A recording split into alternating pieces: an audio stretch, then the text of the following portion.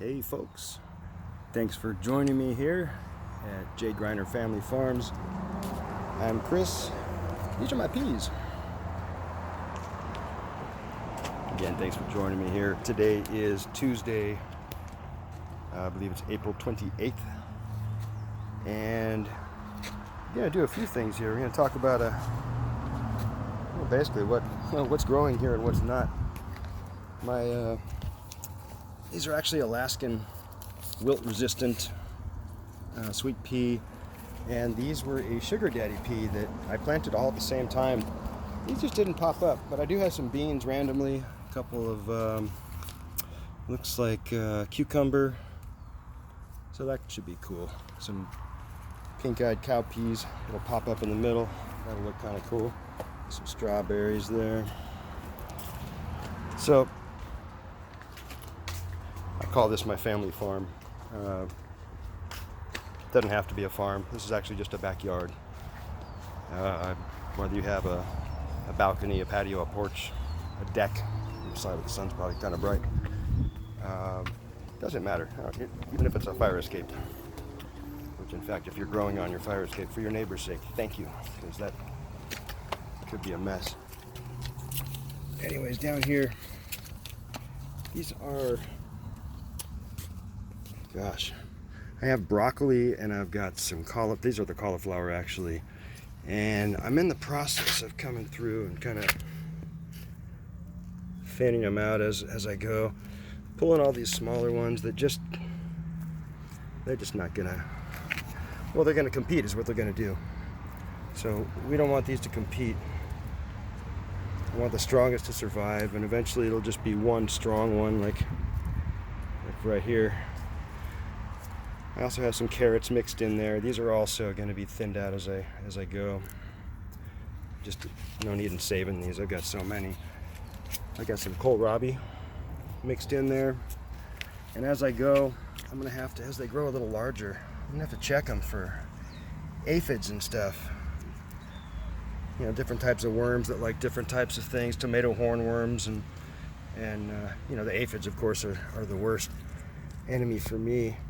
I mean, really, the only realistic way to get around an aphid issue, because, I mean, you have to squirt them off with water, because there's, I mean, get ladybugs, you know, stuff like this. That's fine, too. Some beans. Actually, these are cow peas. But anyways, if you really don't want to have to combat the aphid issue, you're going to need to kind of encapsulate your plants in a little greenhouse environment, such as this one right here. This is the introduction of the hemisphere garden tent. Right now, it's a pretty strong material. Everything. I mean, the material's amazing. I'm going to end up adding the link to that for that material below here eventually. Let me move around this side over here. Now, if anybody has any comments, questions, suggestions, any of this on any of this right here, please let me know. Please, comment, subscribe. It really does help.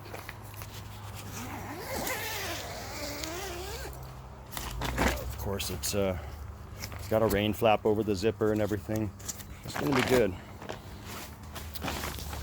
It is very hot in here.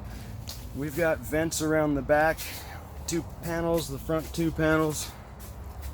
And then, of course, the doors are screened. There's 2 doors, one on either side. Right now, I just started some watermelons in here. 2 different types of watermelon. And then over here, I've got some, actually that's basil. I don't know why I planted that much basil, but we have a lot of basil here. And, oh wow. I'm gonna have to transplant these outside. My niece wanted to do some cucumbers, so we're doing cucumbers. Basically, we use the same fabric on the sides and the bottom. And somebody had suggested that we are going to perhaps need to drain the bottom, both for ventilation purposes and draining purposes, so we don't get mold, mildew issues, and that makes sense.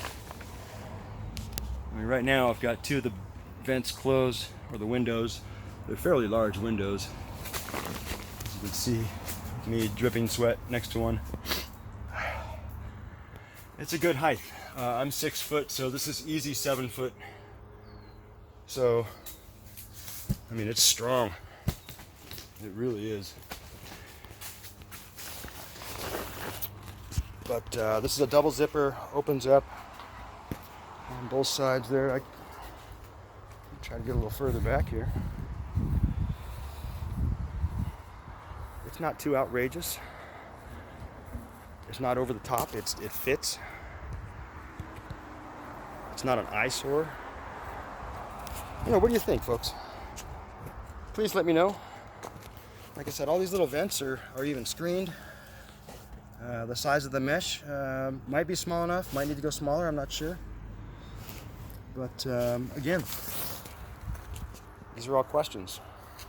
And if you have answers, please, we really would love to hear comments and suggestions.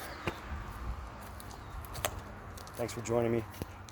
Again, this is Chris at J. Griner Family Farms. Just a quick little tour and a new product. All right, thanks, folks. Don't forget to like, comment, subscribe. Bye.